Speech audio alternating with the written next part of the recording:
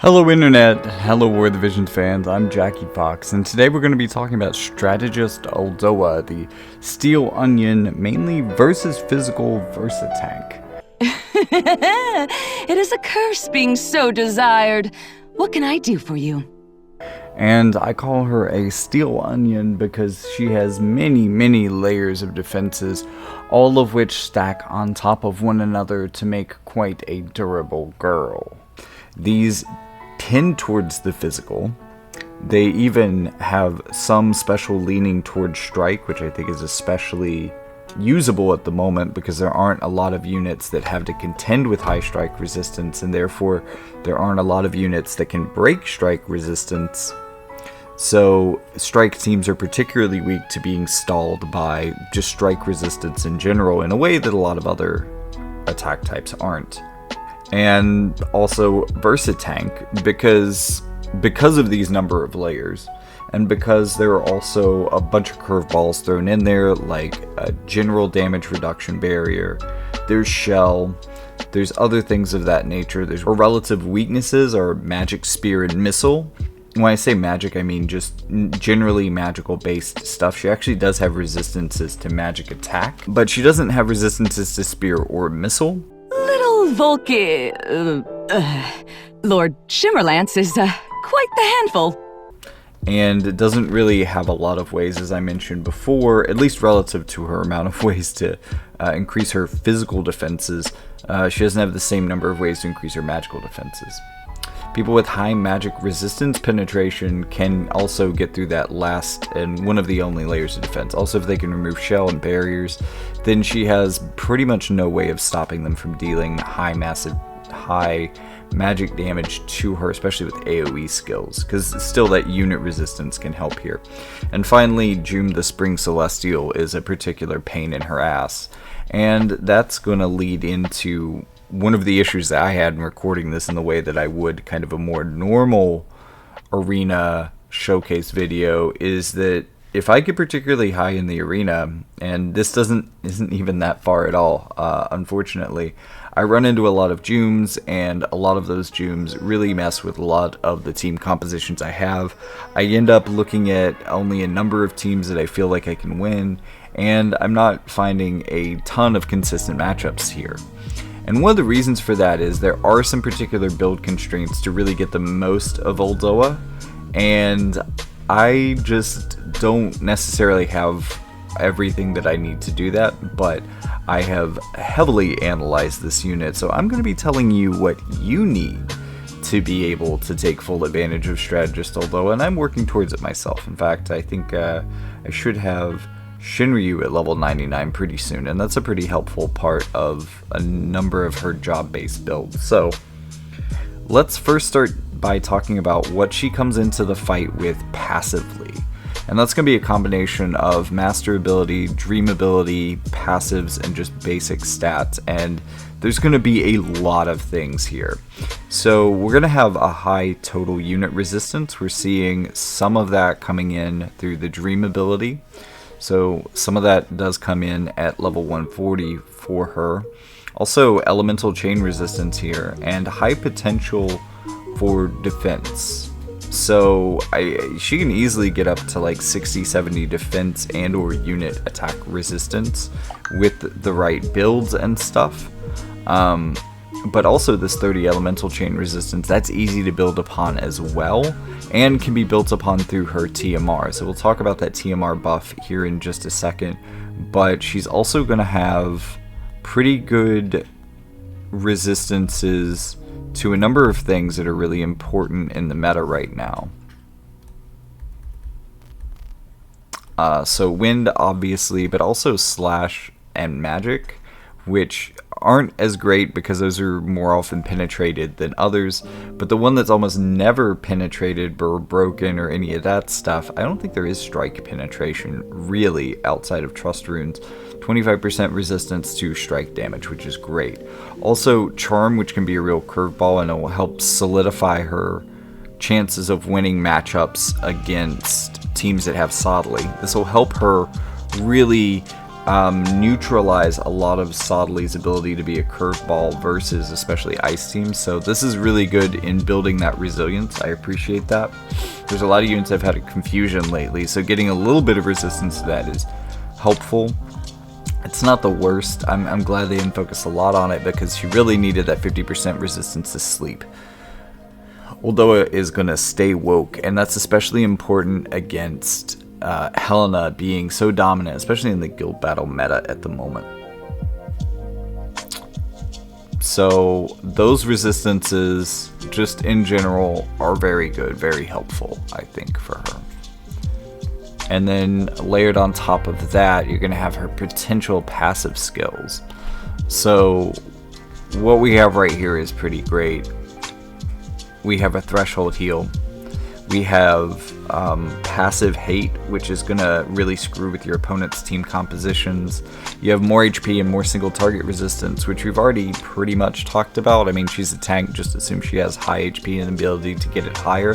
But this also contributes to that super high unit attack resistance I was talking about earlier. And then you want to throw on one of these two passives. Probably the second, especially if you're hunting strike teams in particular. But if you want her to be a little bit more of a versatile tank, then this is definitely pretty good for her. This last clause is a little bit unfortunate, but she's a tank. She's already not doing that much damage. But again, she does have a lot of skills that heal her back based on her damage. So handicapping that does feel a little bad. It's not a big handicap, but it's not great. This is generally a pretty good type of buff, though. If you're on offense and picking who you're going against, this is probably better than that. Because it's undispellable, it's impenetrable, it's just 10% less physical damage taken.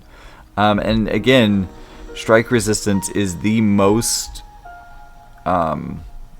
utilizable resistance, really. It just does work, and it doesn't have counters either. So this is a really uncounterable passive, and I think for those reasons, even though this is pretty cool for a tank to have, I think that these two are really going to be your preference here.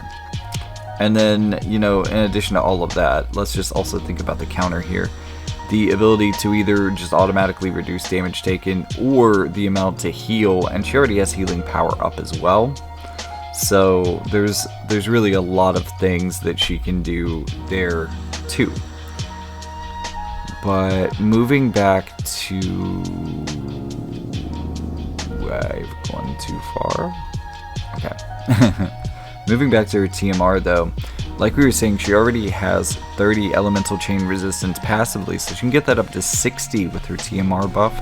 Also increases her defense pretty likely to damn near 100, and gives her the ability to inflict on attacks defense penetration 20, negative 20 for 3 turns onto the targets.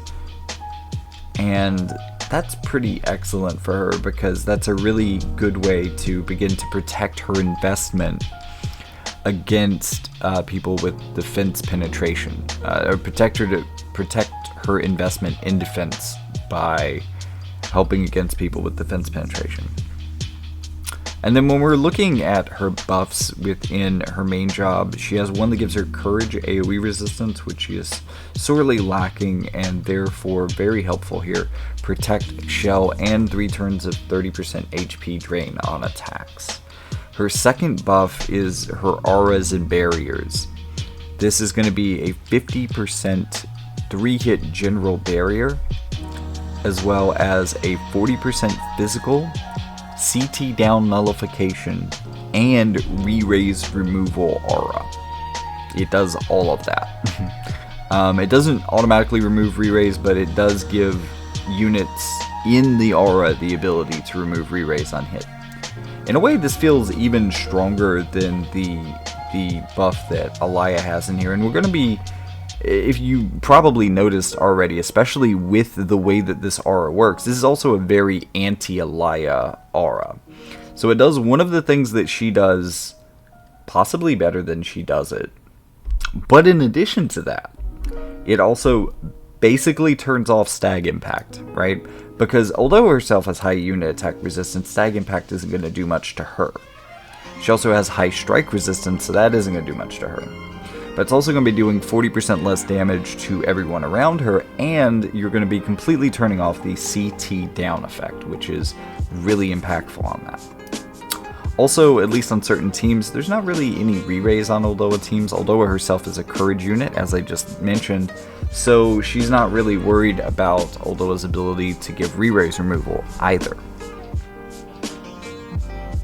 Also, that buff is going to give her hate too, so just pretty damn good. She has some pretty interesting offensive skills, a 15% damage reduction and confusion skill that hits 2 targets, and she has a lot of these single target attacks that hit multiple targets. It makes her, like Helena and Dario both do too, so they just kind of get in the middle of the field and attack everything around them often, really layering up their auras with each other in many cases. He also has a defense and spirit booster. She also has a defense and spirit booster. Don't want to get canceled for misgendering Oldoa. Spirit down on her guaranteed hit attack. A magic barrier break that also gives agility down. In her sub job, I think her main sub is probably her most interesting. I'm a little sad about how ineffective Law of Geo-Assimilation can be on her sometimes. And that was really the thing that was pulling me into her other sub-jobs mainly. But Charm, the ability to Charm and have a AoE resistance down effect. I mean, basically she gets Sodley's Limit Break in her sub-job. That's pretty awesome. I mean, obviously it's not quite as powerful as that LB, but it does a lot of the same things. It's pretty good. Also, a 25% ice and wind resistance plus HP buff. That's going to be helpful for certain builds below, so that's one you want to keep in mind that she has. Also, finally, her LB has a full dispel, as well as increasing all damage resistance for herself, which is just the final layer of the onion. I mean, if you're keeping track here, we've got all damage resistance. She can decrease people's damage that are coming at her. She has a general barrier, a physical aura, AoE resistance, in addition to the fact that she has huge unit attack resistance. Protect, Shell, HP drain to keep that HP topped up, as well as Courage Elemental chaining resistance, resistance to 3 out of 5 of the major damage types, a bunch of really interesting strategic status resistances, a bunch of defense, physical resistance in general. I mean, she has basically everything. This is the everything tank. It's pretty special. So, specifically versus Aloa, though, we've got the unit resistance, the defense, the strike resistance, the barrier, the anti-physical, the anti-CT down aura, strike resistance up, protect, and physical resistance. So that's the onion right there. That's 1, 2, 3, 4, 5, 6, 7, 8, 9 layers of defenses against Aloa specifically, and the kind of things that she does. It's pretty intense. Previously in this game, I remember a phase where people were trying to say, okay, Thancred isn't that bad, because with Thancred's buff, we have the first way to get Engelbert above 100 defense, and then he's just an absolute physical wall. Yeah, that's just 100 defense. This girl can do that while doing these other 8 things at the same time, and that's just versus Aloa. That's why I call her an onion. She probably has, when you start counting in some of the magic-oriented or non-physically oriented layers, this girl's got 15 layers of defenses going on. Definitely a strategist. I love it. So my issue building her with an ice team is that I don't have A2, and I feel like A2 is kind of her key partner. She brings in a lot of secondary healing, and we're going to talk about that more with her magic builds because that's a lot stronger there. But it's always helpful for her to have a secondary source of healing, because while she does have a lot of ways to heal upon doing damage, she's not a damage unit. So that's going to be a consistent form of healing for her, but she doesn't have some of the other heals that other units do, and therefore, she works really well with A2 or Daria while they're still attacking. But maybe more importantly, she's a strong DPS that also really benefits from auras, because it gives her just enough thickness versus physical that she can hang in maybe 1 or 2 turns longer, and if she can do that, she can wipe a team. It's a big deal for her. Also, A2 has the ability to protect that general damage barrier, which is just so huge for Oldoa. I mean, all damage, 50% reduction, 3 hits. It's a pretty big deal, and if that gets removed on its first hit or before the first hit is taken, that sucks. That's a big problem for Oldoa, and preventing that can be helpful. And then there's some interesting third partners for her that I've thought about here. Jaden the Celebrated has a big unit resistance AoE buff, and this can be really helpful for pushing her unit resistance to damn near 100. Now,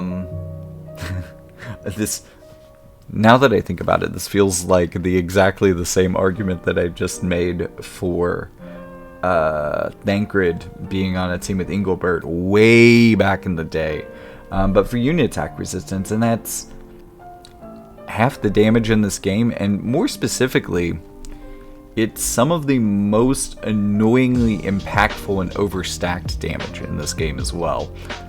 Unit attack is a very important resistance to have, especially if you can combine that with the debuff weakening effects, and she has 15 from her master ability, but there's more that you could potentially get on her as well. Also, Jaden has the ability to remove hate, since we're not necessarily talking about like an Aloa or an Omnilus here that can kind of ignore people's tanks and just hit who they need to hit. That's going to be really helpful for ice teams that have Oldoa on it. It's going to be really helpful for A2 to get her to take out the unit that maybe your opponent didn't want you to get first. Grifford has a big strike resistance buff that could put her strike resistance, I don't know, like in the 70s maybe? It's kind of a big deal, and I really think if you're going against strike teams specifically, this could be kind of your ideal third here. And then you have Reagan. There's a few reasons why more magical variants of the ice team might have trouble that I'll talk about a little bit later.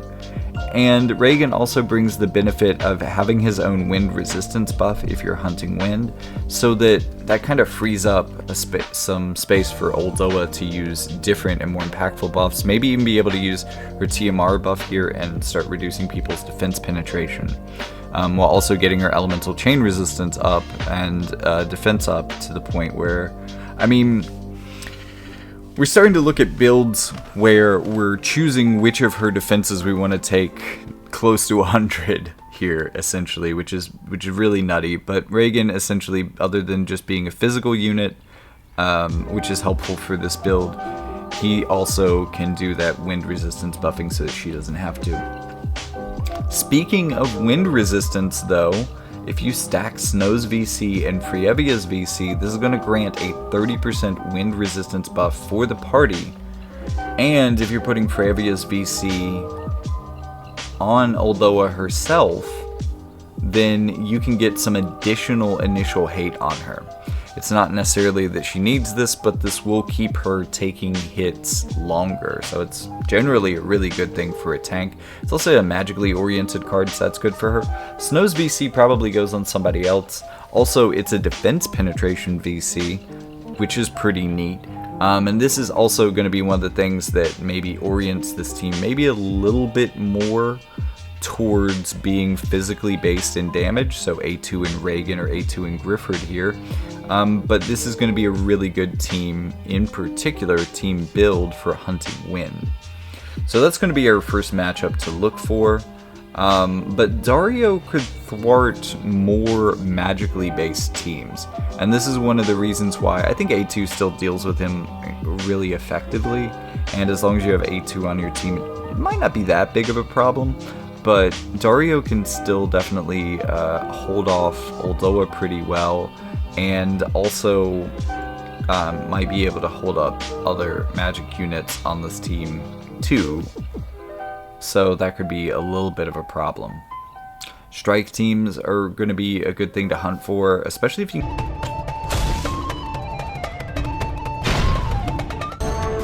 I'm gonna bust your ass. What you got? Why do we have to fight some enemies? I owe you one. Now, I'm ready to begin. Don't give up on me now. Fine, I'll give you the fight you want. Witness the finest of plans put into action. Gonna show me a good time. Thank you, This is taking too long. Don't push it. Come on, let's have some fun. I must remain vigilant. Gotcha! The true meaning of strategy.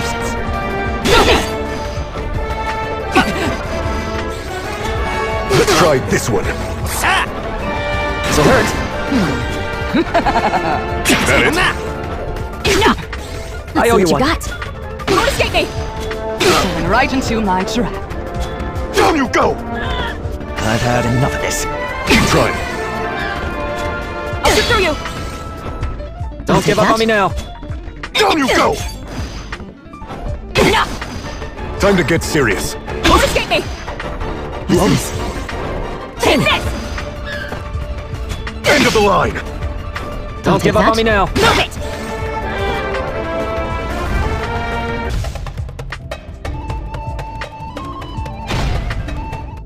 This is the day of your life together.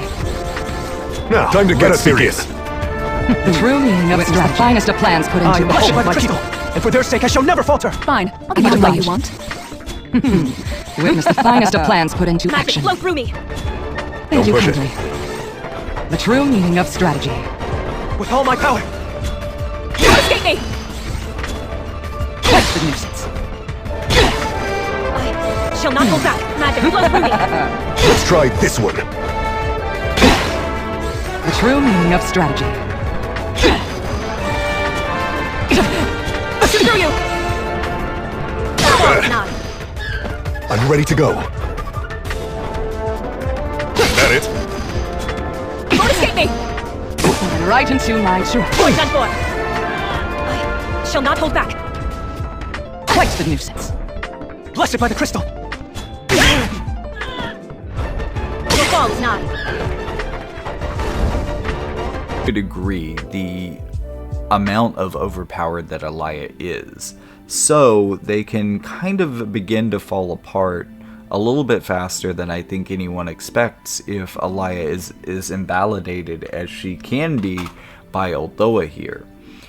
So since those teams don't have the techniques that they rely on, they're not, lapping you because of CT manipulation shenanigans, they're not dealing massive damage to your entire team, they're especially not able to easily deal with your tank, so, that can be a pretty good matchup as well. And then if we're talking about problems for this team, June the Spring Celestial can be a major problem. I have already said that she's a problem for Oldoa, but Ice Oldoa teams, it's more because of her Courage Removal buddy buff. Like, that itself, it's the same reason that I said that Kamral is scary here. June the Spring Celestial does that too, and that's a major issue for Oldoa specifically, but even more so for these teams that she's on. But that being said, I think that June might actually be more trouble for the magical variants of Oldoa teams than the physical ones.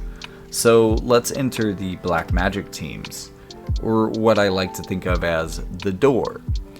And I call it the door because it, especially with Oldoa's addition to these teams, has the ability to shut out older teams.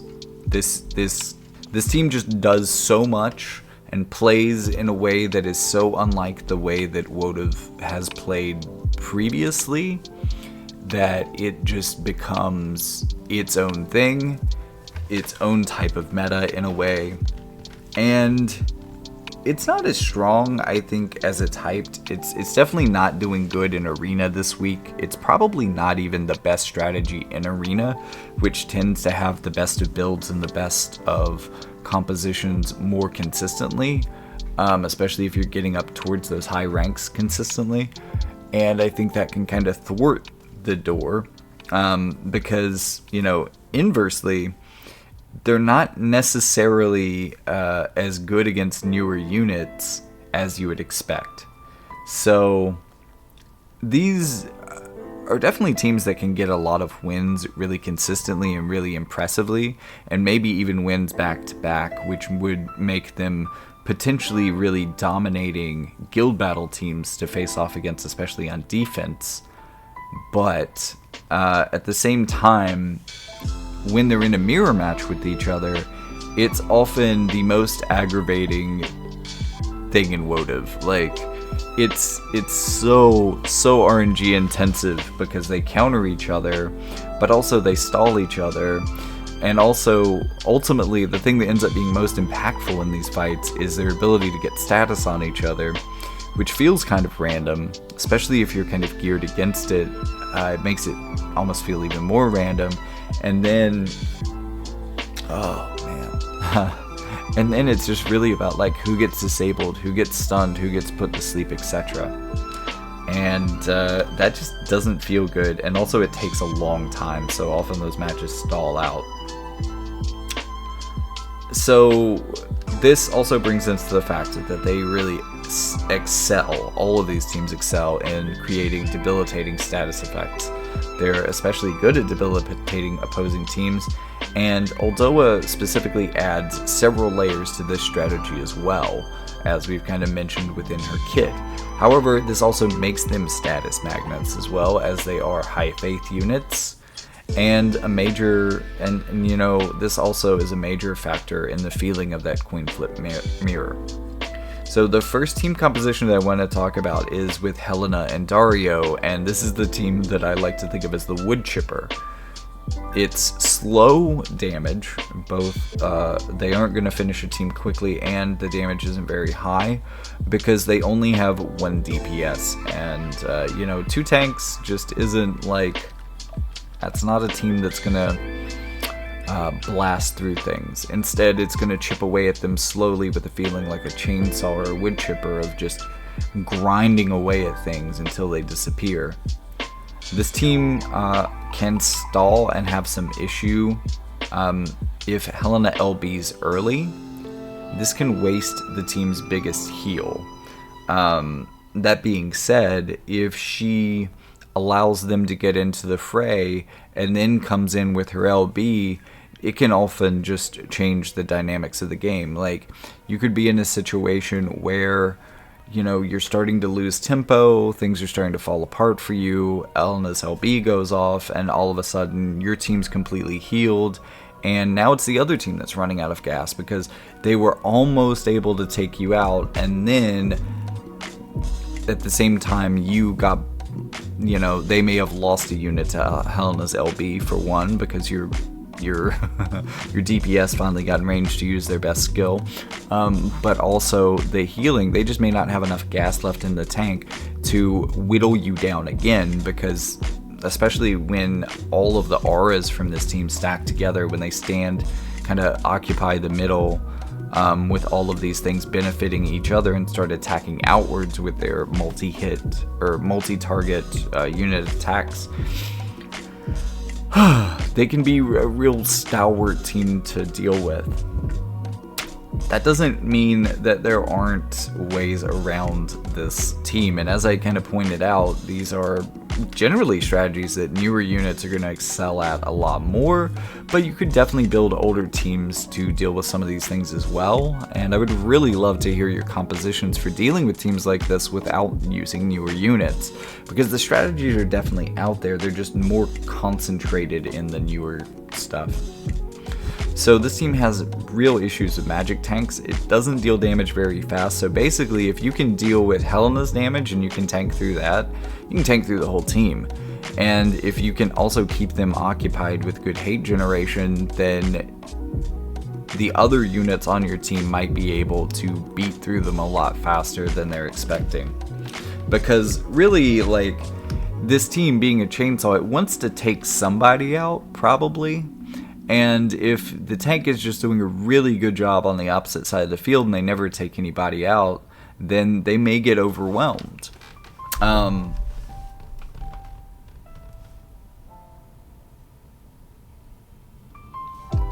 So this can lead to the comp falling apart and fails to break down the opposing team. So if you're still imagining this wood chipper metaphor, just imagine you throw a rock in that wood chipper and it really tries to eat that thing away, but eventually it just tears itself apart trying. Healing power down, especially in a big AoE, can stunt this team's recovery. And it's really relying on that recovery to grind out a win. Because, again, if your wood chipper is taking massive damage as it's trying to beat this rock up, that's just not going to work out well for the wood chipper. There's a lot of weakness to status here that can be not consistently, because status effects just aren't a real consistent way to play this game, even if they are kind of a powerful one. But one thing that can really help here is having like meta resistances on your runes for these parties. And then finally, Joom the Spring Celestial can remove all of the auras that make this team so durable. And also, she heals herself well enough, in addition to doing a lot of damage, that she can keep up with this team, kind of by herself. She can potentially do more damage than they can easily heal, while healing herself for more healing than they can consistently damage. It's pretty fucked. And that also leaves her plenty of time to walk around the field and just waltz around, getting ready to line them up perfectly to break all of their defenses at once with her limit break. The more maximized this team is, the better it will perform against teams that don't have those previous factors. And against a lot of those teams, it quickly can become indomitable. Like, it's just not fair to play against if you don't have the things that I just mentioned.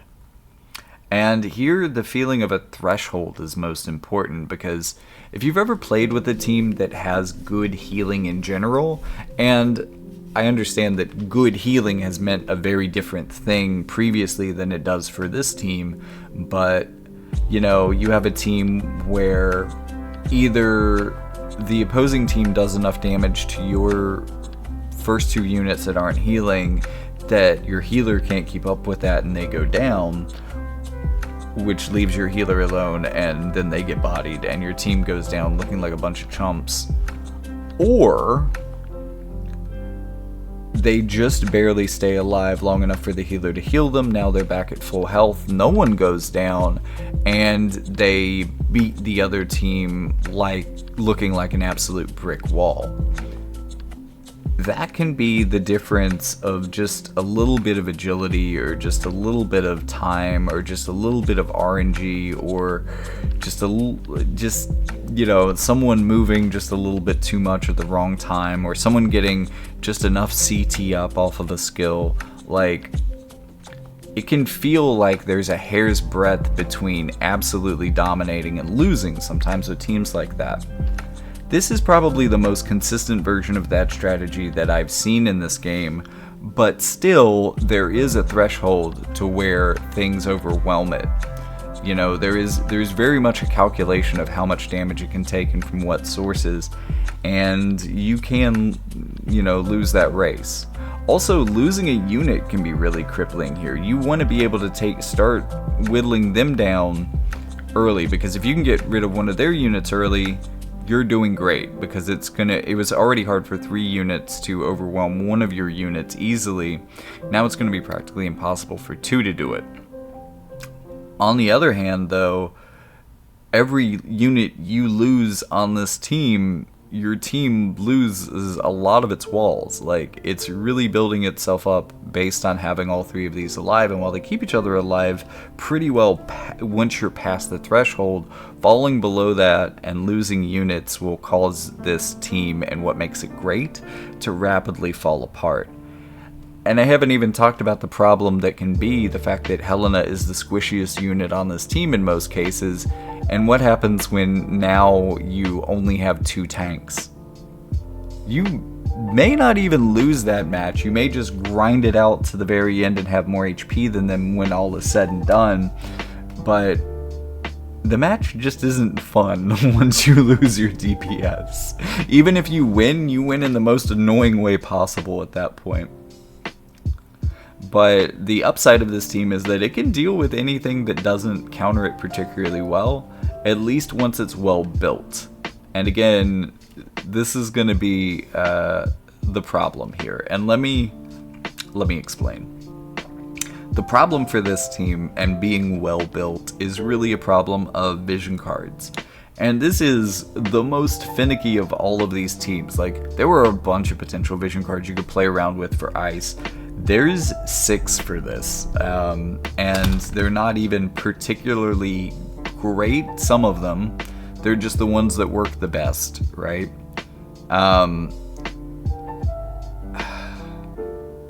So, also, I want to mention that 3 out of 6 of these cards are limited, and 2 out of 6 of these cards are holo VCs, so this is a very VC intensive team. It's a team that can be made or broken on the back of its VCs, and it's going to require, I'm thinking, main slot or main slot battle in the cards. Fuck me. I mean, this team does feel like battle of the cards, but Battle in the Clouds, which is a limited holo VC that was Phoebe's VC. Shinryu as a holo VC, probably in the secondary slot just because you want to save for some of these other things in the main slot, like Greater Demon. Very big agility booster here. For your secondary slot, you want Black Rose of the Battlefield. That was Black Robe Rich Helena's VC from back in the day. It will give a little bit of a boost to... Oh, there are no dark units on this team. So it's pretty much just here for the agility and that it's the magically based agility rainbow VC. Much like that, Winter Holiday Party, which is the magically based AoE resistance vision card, which you might actually be able to utilize its special skill on these teams as well, which would be cool. It would hand them kind of another buff. It's not the greatest skill, but it does give them some AoE. I don't know, it might be worth it. Probably not, because I seem to recall it being like attack and magic down, and I'm not the biggest fan of that these days, but hey, maybe that actually works for this team. I don't know. But that's going to give you your best AoE resistance while not sacrificing a little bit of magic power. And then Meeting in the Moonlight, which is Duan's limited vision card, that's going to give you even more AoE resistance in your sub slot while also giving you some additional effects. This is a physically based card though, so it's not going to benefit your magic, and that's why I'm putting it in the sub slot, even though it technically does more than Winter Holiday Party. You might switch those around though, that might work for you too. Even though evasion can overwhelm this team's damage because it can avoid being hit by your DPS, you can usually win this matchup by going to time, because this is going to make Dario use his one guaranteed hit, which is Triple Drain, and he's just going to start spamming Triple Drain, which is going to give him consistent hate and healing. With Earth Resistance, he can deal with a lot of the better evasion units these days, and Oldoa is also pretty good at tanking 2P. Even though her follow-up skill actually works decently well against both units despite their defenses, because, you know, it's typeless and it's elementalist. So, and then you have Helena and Vivi, so this is the full Black Mage synergy. You're going to have a lot more vision cards that you can work with here, although I think some of the ideal vision cards here are still limited, hollow, and annoying to get your hands on, or brand new, so lots of hurdles to overcome here, and this team can also be made or broken on the back of its vision cards as well. But it is a little bit easier. Also, this is a bit more traditional of a team in a lot of ways, in that you have 2 powerful DPS, 1 tank. Excellent. Also adds potentially more possible status ailments to the team. A lot more ways to disable people. I really like Vivi on this team quite a bit. I like Vivi quite a bit, and I'm happy to have him here. So this is going to be a similar team other than that, though, because really we're just trading Vivi for Dario, trading that disable for stun, potential disable. For vision cards, I'm going to be listing this in the order of like which ones I think are best. I'll also tell you which ones I think you should probably go for. Or really be worried about having, because some of these cards are hard to get, so I tried to deprioritize maybe having them. But I also I'm going to try to tell you where to put them. And also, I'm assigning kind of like numbers to each slot, 1, 2, and 3. It's not necessarily that they have to be in the first or third slot. It's more important that they are main and sub, but I'm trying to remember what my priorities are for like what I actually need on the team and what needs to go where, what overlaps with what, etc. So, first slot main card is going to be Greater Demon. I think it's important to get that agility in there, so this is going to be a more mandatory card. It's also not limited, so that's good. First slot sub card is going to be In Order to Change the World. Hio's VC. This is more agility for you, and that's going to help build you up as well. Then for your second slot, sub VC Master Coral. I don't even know how to say that. This is going to give you the most single target resistance you could get here. Alternately, if you don't have that card but you do have New Year's Banquet, which is newer, that card also works in this slot as well. Going for your third primary slot, I would say Shinryu. This is a hollow VC, so it's going to be really hard to pull for, or it was really hard to pull for. It's likely that you don't have it because of that, but especially with like the 4th anniversary tickets that are coming, maybe you'll get a chance to pull some of these hollow VCs. Maybe you'll get a Shinryu, because I think that's fairly important here. There is an alternative to this card in this slot, but you're not going to like it better. For a sub-slot card for that slot, you could also run Gears of a New Fate. There's a secondary card for that, but it's just in case you're thinking, oh, well, Gears of a New Fate is limited, and we haven't seen that since Sephiroth and Yuffie. And that's true. It was a free card. That's why I'm hoping that everybody has it, everyone built it, despite it being limited. But I do have another limited VC, Meeting in the Moonlight, which you could also put into that slot.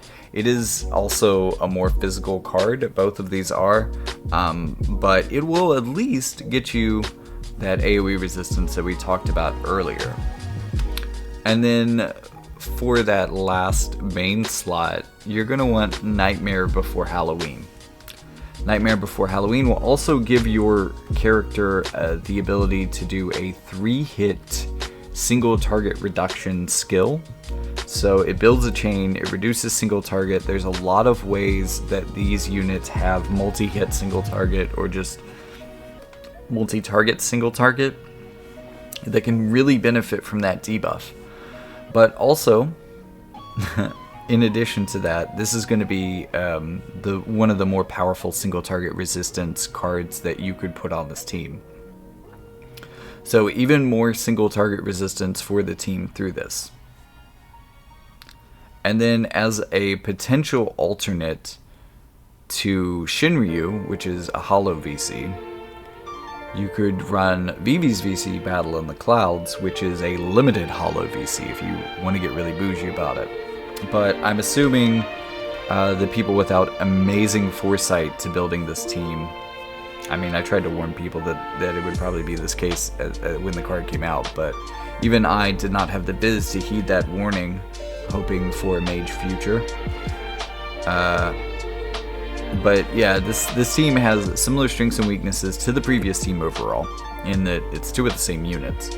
However, with a bigger DPS investment, this team is much harder to stall or tank outright. It's really going to rip through things, but it can have some of the same issues with HP or healing power down effects, with magic tanks, and with Joom in particular. So finally, into the future, Oldoa has a relatively poor matchup with Volke. But this might not be the biggest deal because he's usually the most powerful on spear teams, which are either mostly physical or mostly wind. A true rainbow spear team might be a little bit more trouble, but it would still be mostly physical, and that would still mean that Oldoa would do alright against it. Dialdo, Jaden the Celebrated, and Volke might smash though, because no real spirit, not much other than her barrier and shell to protect her from magic attacks, and no piercing resistance at all, maybe even negative. I don't remember if it was missile or piercing that was negative, but all of these units really might give her trouble, although I'm not sure you'd run all of them on the same team. I'm not sure that would even be a good team. And maybe you just won't even see that team in practice, so maybe that's good. On the other hand, it looks like she could absolutely thwart the proposed future team of Ashen King, Veritas of the Earth, and 2P. A combination of her nutty potential for unit and strike resistance after buffs, and with enough debuff weakening, if you really build the debuff weakening effect for her, and you're going to have to because of the way that Ashen King debuffs, I think. She may even be able to hold out against the Ashen King's most powerful skills and breaks while handling the strikes of the rest of the team well too. This could prove to be a large burden for her in the future, as the Ashen King is a very overwhelming unit as well. But I absolutely don't think that she'll be overwhelmed by him in the same way that she is by Joom, and I think that in terms of all of the other units in the game, if anyone could hold up to the Ashen King's onslaught with the proper build, it's almost absolutely certainly very much Oldoa. So maybe just prepping yourself for the future against the Ashen King is important here. Even though in the immediate, especially in Arena this week, it feels like she's just not that great, because she's not that great into Joom. And again, I've said it before, I've probably said it already in this video, but feels like a real dirty trick to release such a cool unit like this on the same day as its overpowered counter. But in addition to that, give the overpowered counter the arena bonus that this unit so desperately would need. That being said, the reason why they released Joom and gave her the specific skill set that they did is probably a knee-jerk, maybe not even knee-jerk, maybe this is the plan. Because I've hypothesized that a unit like Joom, I expected it to be the Ashen King, not Joom, that would do some of these things. But I proposed that a unit like this would be coming, so maybe it was just fate, maybe it was always in the works, and this is the next phase of the plan. But maybe this was specifically a reaction to how indomitable some of these teams could be. Maybe we would be sitting in kind of a different world for those teams if Joom didn't exist, and maybe Oldoa would be dominating Arena this week. Really kind of curious what her Arena week was like on JP. Like, did she get some respect over there, and like, was she all over the place? Because I'm sure if you have the more perfected versions of these teams, you'll do alright, but even the more perfect versions of these teams aren't competing super well in Arena.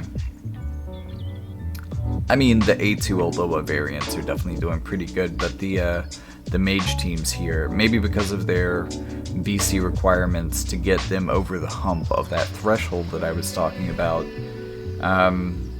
Or maybe they're just not going to be good and competitive in Arena. Maybe they just get thwarted too easily by Joom and locked out in later matches. I don't know. But I am going to make a tried and true effort to actually get at least one of these teams relatively high and keep it relatively high in Arena and figure out exactly what it is best against. But hopefully this theory crafting helps me do that, and hopefully it helps you as well.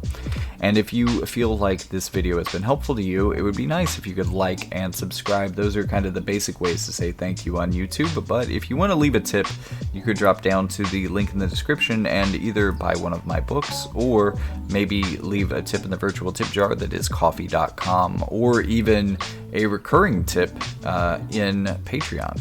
Although I think Coffee has less fees, and they also allow you to do recurring donations as well. So if you want the most, or me to get the most bang for your buck, I guess, Coffee's probably the way to go. Or, you know, personally, I would more appreciate that you bought a book and made me feel special in that way than just handed me a few dollars. But hey, that's my virtual tip jar. Check the link in the description, like and subscribe, and with all that being said, I'll see you in the next one.